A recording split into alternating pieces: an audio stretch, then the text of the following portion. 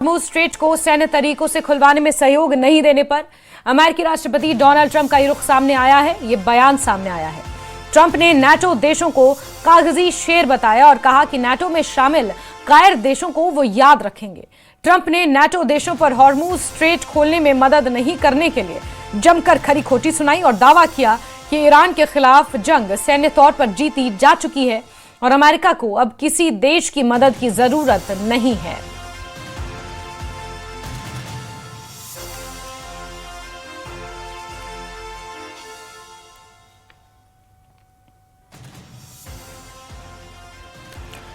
तो नाटो के खिलाफ राष्ट्रपति डोनाल्ड ट्रंप का ये गुस्सा लगातार बढ़ता जा रहा है। इससे पहले स्ट्रेट ऑफ हॉर्मुज़ की सुरक्षा को लेकर जिस तरह उन्होंने आह्वान किया था, उसके बाद नाटो की तरफ से अपेक्षित प्रतिक्रिया यानी कि एक्सपेक्टेड रिस्पांस ना मिलने के बाद लगातार राष्ट्रपति डोनाल्ड ट्रंप नाटो देशों पर भड़के हुए हैं।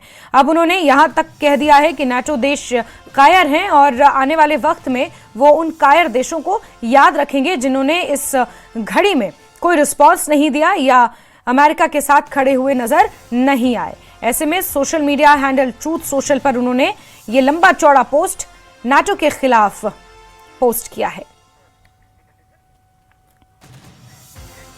युद्ध के बीच अमेरिका ने बड़ा कदम उठाया है। युद्धपोत यूएसएस बॉक्सर को कैलिफोर्निया से रवाना किया है। यूएसएस पोर्टलैंड, यूएसएस कॉमस्टॉक भी रवाना किया गया है और इन पर F-35 लड़ाकू विमान सवार हैं। ईरान में जमीन पर अब युद्ध की तैयारी की जा रही है। पश्चिमी एशिया में हालात तेजी से बिगड़ रहे हैं और अब अमेरिका ने एक बड़ा कदम उठाते हुए अपने ताकतवर युद्धपोत यूएसएस बॉक्सर को कैलिफोर्निया से रवाना कर दिया है।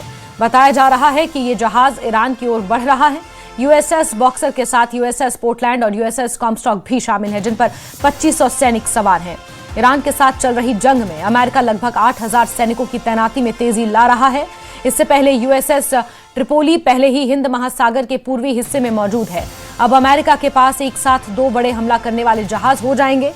ये ऐसे जहाज हैं जिनके जरिए सीधे सैनिकों को जमीन पर उतारा जा सकता है। इन जहाजों पर ही F-35B लड़ाकू विमान हैं जो कम दूरी से उड़ान भर सकते हैं और रडार से बचने में सक्षम माने जाते हैं।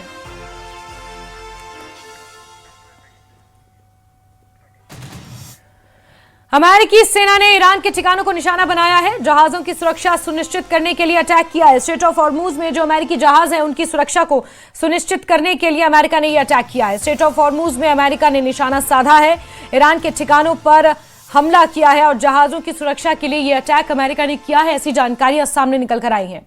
अमेरिकी सेना ने स्ट्रेट ऑफ हॉर्मुज़ में ईरान से जुड़े उन ठिकानों को निशाना बनाया जिन्हें वैश्विक समुद्री सुरक्षा के लिए खतरा बताया जा रहा है।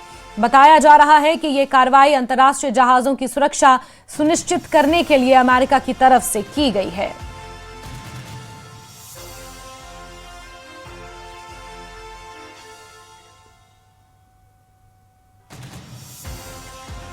ईरान ने अमेरिका और इजराइल को बड़ी धमकी दी है। ईरानी सेना के प्रवक्ता ने अमेरिका और इजराइल के अधिकारियों को निशाना बनाने की धमकी दी। उन्होंने कहा कि अब दुनिया का कोई भी कोना उनके लिए सुरक्षित नहीं रहेगा, यहां तक कि पर्यटक और मनोरंजन स्थलों पर भी हमले हो सकते हैं। तो ईरान ने एक बार फिर से ये चेतावनी दे डाली है अमेरिका और इजराइल को, यहां तक कि पर्यटक स्थल और मनोरंजन यानी कि जो एंटरटेनमेंट हाउसेज हैं जैसे सिनेमा घर हो गए या चिड़ियाघर या पार्क, वहां पर भी अब निशाने साधे जा सकते हैं, ये ईरान की तरफ से कहा गया है।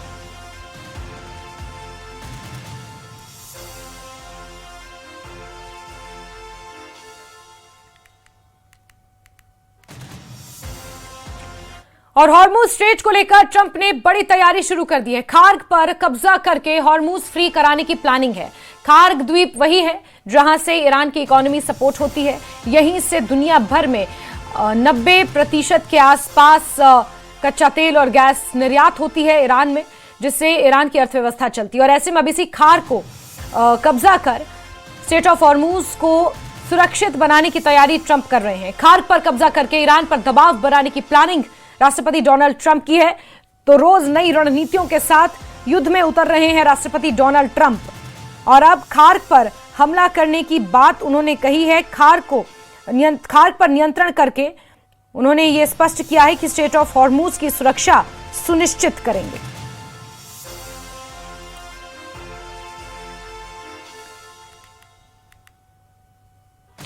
और इजराइल की तरफ से लेबनान में लगातार एयर स्ट्राइक की जा रही है और हिजबुल्लाह की तरफ से भी इजराइल पर लगातार रॉकेट और मिसाइल से हमले हो रहे हैं। लेबनान के बॉर्डर पर क्या हाल है, ये बता रहे हैं हमारे संवाददाता रिफत अब्दुल्ला। मैं इस वक्त लेबनान इसराइल बॉर्डर पर उस जगह पर पहुंचा हूं जहां से मैं आपको लेबनान की पिक्चर दिखा सकता हूं, जहां से मैं आपको उस पार के हालात मैं आपको दिखाऊंगा कि उस पार के क्या हालात हैं, क्योंकि यहां पे युद्ध का सिलसिला जारी है। हिजबुल्लाह की तरफ से लगातार रॉकेट्स और मिसाइल्स बरसाए जा रहे हैं इसराइल पर, जबकि इसराइली फोर्सेस लगातार स्ट्राइक्स कर रहे हैं लेबनान में जगह जगह पर, चाहे बेरोत हो, दहाया हो, सैदोन हो, नबाती हो, बीका वैली हो या बाकी एरियाज, वहां पे लगातार टारगेट किया जा रहा है। मैं दिखाने की कोशिश करूंगा कि उस पार क्या हुआ है, क्योंकि न्यूज़ 18 इंडिया की टीम है उस जगह पर जहां से पूरा लेबनान दिखता है। ये आखिरी लाइन है इसराइल के साइड से लेबनान इसराइल बॉर्डर की। तो आप देखिए कि उस पार के हालात क्या हैं। तो ये आप देख सकते हैं, ये जो टेरिटरी आप देख रहे हैं ये सारा लेबनान है। लेबनान में आप देख सकते हैं किस तरीके की तबाही घरों की हुई है। जो भी बॉर्डर के साइड से घर हैं वो पूरी तरह से तबाह हुए हैं, क्योंकि इस्राएली फोर्सेस लगातार स्ट्राइक्स कर रहे हैं और इन घरों में अब कोई नहीं रहता। ये पूरी बस्तियां जो है ये खाली कर दी गई है। आप न्यूज़ 18 इंडिया पे एक्सक्लूसिव देख सकते हैं, ये पूरा लेबनान का हाल है। ये देख सकते हैं लेबनान में घरों की हालत क्या हो गई है, जो भी बॉर्डर एरियाज हैं। और न्यूज़ 18 इंडिया की टीम उस स्पॉट पे पहुंची है जहां पर पूरी नजर हमारी है लेबनान की टेरिटरी पर, जहां पर हिजबुल्लाह ऑपरेट कर रहा है। ये वो जगह हैं जहां से हिजबुल्लाह लगातार मिसाइल्स और रॉकेट अटैक कर रहे हैं। ये देख सकते हैं आप, ये पूरा जो आप देख रहे हैं ये लेबनान की टेरिटरी है। कई जगहों पर लेबनान की आर्मी है और मैं आपको लेबनान के कम्युनिकेशन टावर तक दिखा सकता हूं यहां से। जिस तरीके से आप देख सकते हैं, ये जो आप टावर देख रहे हैं ये मोबाइल टावर है लेबनान का। तो ये आप देख सकते हैं, ये मोबाइल टावर हम यहाँ से आपको दिखा रहे हैं और इस एरिया में बहुत ज़्यादा तनाव है। हालांकि इस्राएली साइड से जो बॉर्डर इलाके में लोग रहते हैं वो तो घरों में ही हैं, शेल्टर में जाते हैं जब सायरन बजती है, लेकिन लेबनान साइड में ये सारे घर तबाह हो चुके हैं, काफ़ी बस्तियाँ तबाह हो चुकी हैं और जो इर्द गिर्द लोग थे वो चले गए हैं। तकरीबन 10 लाख लोग विस्थापित हो गए हैं, 10 लाख लोग जो हैं अपने घरों से निकले हैं। साउथ लेबनान पूरा खाली हो चुका है और न्यूज़ 18 इंडिया की टीम है इस वक्त लेबनान बॉर्डर पे उस जगह पर जहां से हम आपको लेबनान की पिक्चर दिखा रहे हैं, लेबनान की तबाही भी दिखा पा रहे हैं। ये लेबनान के वो घर हैं जो पूरी तरह से तबाह हो चुके हैं, टूट चुके हैं और न्यूज़ 18 इंडिया की टीम लगातार ग्राउंड जीरो पे बनी हुई है। तो आप देख सकते हैं न्यूज़ 18 इंडिया पे एक्सक्लूसिव विजुअल्स उस बॉर्डर एरिया के जहां पे तनाव बहुत ज़्यादा है, जहां से ये वो एरियाज हैं जहां से हिजबुल्लाह के फाइटर्स जो हैं लगातार इसराइली फोर्सेस पे हमला कर रहे हैं, इसराइल की टेरिटरी पे हमला कर रहे हैं, जबकि इसराइली फोर्सेस इन एरियाज में पहले ही ऑपरेशन कर चुकी है और जो कुछ भी इन एरियाज में था, जो भी इंफ्रास्ट्रक्चर था उसको तबाह कर दिया, जो भी घर थे उनको तबाह कर दिया गया है और ये अभी लगातार जंग का सिलसिला जारी है। और आप देख सकते हैं कि ये है वो स्पॉट जहां से हम आपको उस पार की कहानी दिखा रहे हैं। Rifat Abdullah, news 18 India, Lebanon border. और चलिए आगे बढ़ते रुक करेंगे कुछ और अहम खबरों का भी, जहां आज देश भर में खुशी और भाईचारे का पर्व ईद उल फित्र बड़े उत्साह के साथ मनाया जा रहा है। 1 महीने के रोजों के बाद इस दिन लोग मस्जिदों में नमाज अदा करते हैं, गले मिलते हैं, एक दूसरे को मुबारकबाद देते हैं। मस्जिदों और ईदगाह में पहले ही ईद की नमाज का समय तय किया जा चुका है। ईद के दिन यानी आज की शुरुआत विशेष नमाज से होती है, जिसे ईद की नमाज कहते हैं। वहीं उत्साह भरे माहौल के बीच सुरक्षा के भी पुख्ता इंतजाम किए गए हैं। राजधानी दिल्ली के जामा मस्जिद से ये ईद की तस्वीरें, ईद की नमाज अदा करने के बाद लोग गले लगकर एक दूसरे को बधाई दे रहे हैं, मुबारकबाद दे रहे हैं, उसकी तस्वीरें। दूसरी मुंबई के माहिम दरगाह के ठीक बाहर लोग नमाज अदा कर रहे हैं, वहां से तस्वीरें सामने आई हैं और भोपाल से भी तस्वीरें आपको दिखा रहे हैं कि कितनी बड़ी संख्या में लोग यहां पर ईद की नमाज अदा करने के लिए पहुंचे हैं। और आज दिन भर नमाजों का, गले मिलने का, एक दूसरे को मुबारकबाद देने का, खुशी का पर्व है। पूरे देश भर में ईद उल फित्र मनाई जा रही है। आज घरों में कई तरह के पकवान और विशेष खाना बनाया जाता है। एक दूसरे को इनवाइट करके लोग ईद उल फित्र का त्यौहार आज मनाते हैं। बच्चों को ईदी दी जाती है और ऐसे में खासा उत्साह बच्चों में भी देखने को मिल रहा है। राजधानी दिल्ली के जामा मस्जिद से ये तस्वीरें सामने आई हैं, जहां छोटे छोटे बच्चे हर्षोल्लास के साथ, खुशी के साथ ईद की नमाज नमाज अदा करने के बाद यहाँ पर खुश नजर आ रहे हैं। तो वहीं दूसरी तस्वीर मुंबई के माहिम दरगाह की है, जहां ईद की नमाज आज सुबह अदा की गई। तो वहीं नवाबों का शहर कहे जाने वाला भोपाल, यहाँ से भी ईद की तस्वीरें, नमाज की तस्वीरें मस्जिद से सामने आई हैं।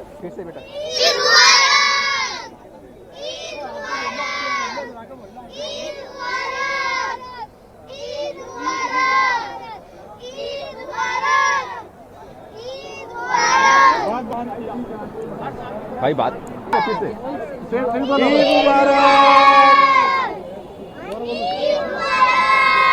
फिर से बेटा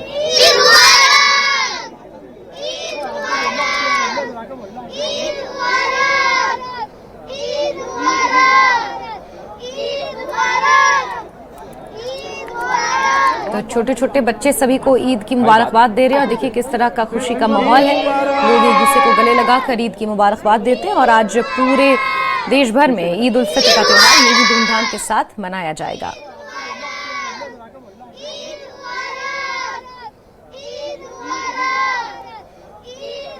देश भर में आज ईद का जश्न मनाया जा रहा है।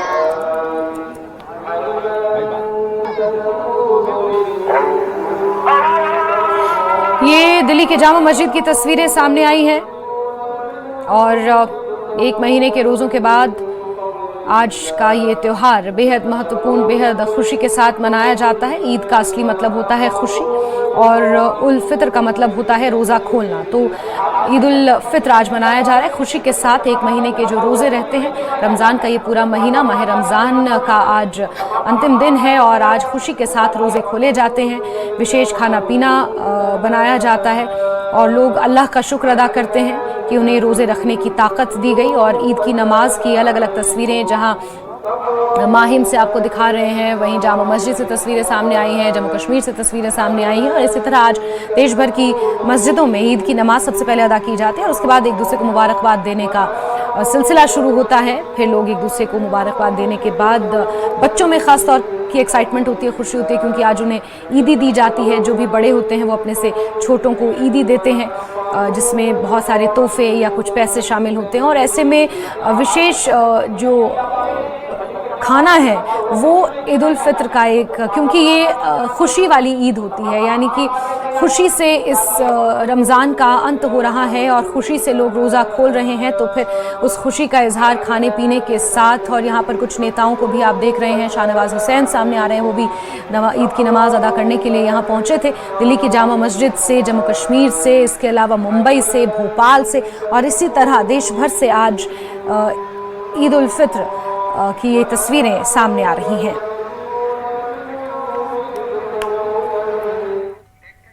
चलिए आगे बढ़ते हैं, बात कुछ और अहम खबरों की, जहां उत्तर भारत और एनसीआर का पहला एलपीजी एटीएम यानी कि गैस एटीएम सोहना गुरुग्राम में शुरू हो चुका है।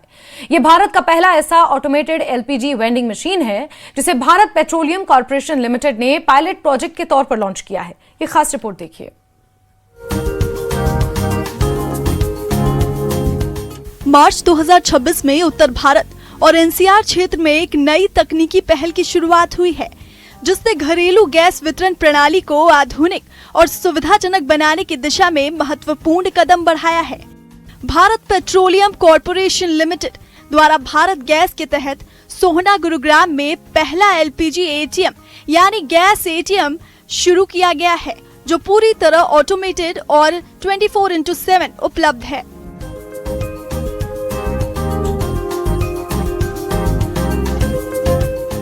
यह आधुनिक मशीन सोहना के सेक्टर 33 स्थित central park flower valley society में स्थापित की गई है।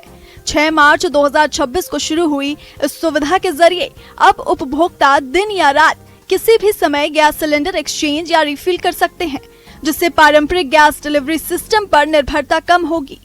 गुड़गांव के सोहना में लगी है पहली LPG vending machine. Bharat gas की ये एलपीजी सिलेंडर वेंडिंग मशीन है और कैसे काम करती है वो भी मैं आपको यहाँ पर दिखाऊंगी। यहाँ पर पूरी तरीके से एआई पावर्ड है और लोगों के इस्तेमाल के लिए आसान रहे ऐसी इसकी कोशिश है। तो जैसे आप अंदर घुसेंगे, ये बूथ सा यहाँ एक बना हुआ है जिसमें आपको दिखेगा कि नंबर्स यहाँ पर बने हुए हैं। तो आपका जो रजिस्टर्ड नंबर है आप उसको यहाँ पर डालेंगे। पहले आप टैप करेंगे, फिर अपना रजिस्टर्ड नंबर डालेंगे और उसमें एक कोड आ जाएगा आपके फ़ोन में। उस फ़ोन में कोड आने के बाद आप इस तरफ जो सिलेंडर है उसको प्लेस करेंगे। आप देख रहे हैं यहाँ लिखा हुआ है प्लेस योर सिलेंडर हियर, तो यहाँ पर आप अपना सिलेंडर रखेंगे और इससे फिर वो स्कैन होगा कि उसमें किसी तरीके का कोई डिफेक्ट तो नहीं है। तो यहाँ से स्कैन होने के बाद जैसे ही ओके हो जाएगा तो इसी मशीन में आपको पेमेंट के लिए रेफरेंस आ जाएगा, जहां पर आप अपनी यूपीआई पेमेंट करेंगे और उसके बाद एक बार फिर से जो सिलेंडर है उसको स्कैन करने के लिए डालेंगे। जैसे ही दूसरी बार आप इसकी स्कैनिंग को पूरा कराते हैं उसके बाद ये जो आपको विंडोज दिख रही हैं, ये विंडोज यहाँ से जो है वो खुल जाएंगी। तो यहाँ से आपको अपना जो सिलेंडर है वो अंदर की तरफ खिसकाना होगा और महज 2 से 3 मिनट के बीच में दूसरा सिलेंडर जो है वो आपको यहाँ पर मिल जाएगा। अब मैं जरा तस्वीरें आपको दिखाऊं कि आप सोच रहे होंगे कि ऐसे तो आपके घर में जो भी खाली सिलेंडर्स है उनको आप यहाँ पर ला सकते हैं, लेकिन ये जो सिलेंडर हमारे घरों में आमतौर पर होते हैं उन सिलेंडर्स के नहीं बल्कि जो कंपोजिट सिलेंडर्स होते हैं उनके लिए। ये इस तरीके के जो सिलेंडर्स होते हैं ये आमतौर पर तकरीबन 15 केजी के होते हैं और इनमें 14 केजी से थोड़ा ज़्यादा जो है गैस आती है। हमारे घरों में जो आते हैं वो तकरीबन 29-30 केजी के होते हैं और उनमें जो है वो 14 केजी की जो गैस है वो आती है। तो ऐसे में ये और ये जो छोटे आपको नज़र आ रहे हैं कंपोजिट और ये जो छोटे भारत गैस के जो ये छोटे सिलेंडर्स हैं उनको आप चाहें तो यहाँ से रिचार्ज कर सकते हैं। ये वेंडिंग मशीन जो है वो उसके लिए बनाई गई है। इस एलपीजी एटीएम की सबसे बड़ी खासियत इसकी तेज और आसान प्रक्रिया है। मात्र 2 से 3 मिनट में ग्राहक अपना खाली सिलेंडर बदलकर भरा हुआ सिलेंडर प्राप्त कर सकते हैं। ये पूरी प्रक्रिया कॉन्टैक्टलेस है, जिससे मानव हस्तक्षेप की जरूरत नहीं पड़ती। मशीन में 15 किलो के हल्के कंपोजिट सिलेंडर उपलब्ध हैं, जो पारंपरिक 14.2 किलो के लोहे के सिलेंडर की तुलना में अधिक सुरक्षित, जंगरोधी और उपयोग में आसान है। इन सिलेंडरों की पारदर्शी बॉडी के चलते गैस का स्तर भी आसानी से देखा जा सकता है। ये इनोवेशन ऐसे समय में आया है जब पश्चिम एशिया में तनाव के चलते एलपीजी सप्लाई प्रभावित है। अगर सफल रहा तो अन्य जगहों पर भी विस्तार की उम्मीद है। गुरुग्राम से प्रियंका कानपाल की रिपोर्ट। मार्च 2026 की शुरुआत ही जम्मू कश्मीर के लिए एक शानदार विंटर वंडरलैंड लेकर आई है। घाटी में हुई भारी बर्फबारी ने चारों तरफ सफेद चादर बिछा दी है और देश विदेश के पर्यटकों को भी मोहित कर दिया है। गुलमर्ग और सोनमर्ग के ऊंचे इलाकों में 5 से 6 इंच तक ताजा बर्फ जमी है। जम्मू कश्मीर में बर्फबारी ने जहां नजारों को खूबसूरत बनाया है, वहीं यात्रा और आम जिंदगी में चुनौतियां भी बढ़ा दी हैं। मौसम और प्रशासन की सलाह पर ध्यान देना इस समय बेहद जरूरी है। ये खास रिपोर्ट देखिए।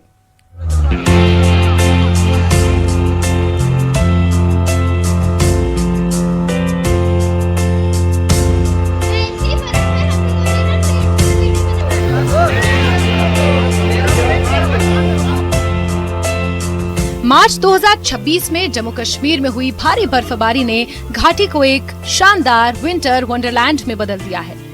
गुलमर्ग, सोनमर्ग और ऊंचे इलाकों में 5 से 6 इंच तक ताजा बर्फ जमी है। ये ताजा बर्फबारी क्षेत्र के लिए एक खूबसूरत सौगात है।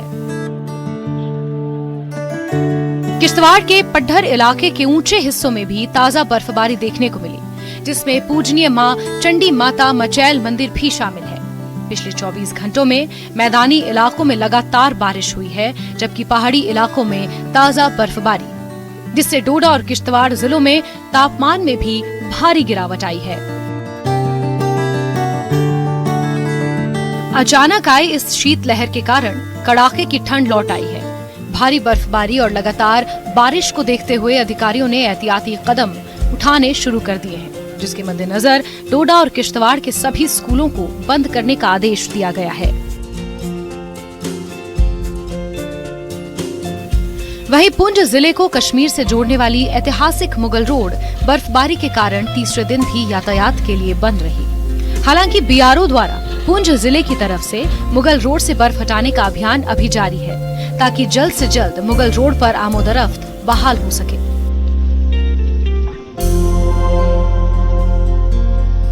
उधर गुलमर्ग में करीब 5 से 6 इंच ताजा बर्फबारी दर्ज की गई है। लगातार हो रही बर्फबारी से पूरा इलाका सफेद चादर से ढक गया है। चारों तरफ का नजारा बेहद खूबसूरत हो गया है। यहाँ पहुँचे देश विदेश से पर्यटक स्नोफॉल के बीच सेल्फी लेते, स्कीइंग करते, गोंडोला की सवारी करते और बर्फ से खेलते नजर आ रहे हैं।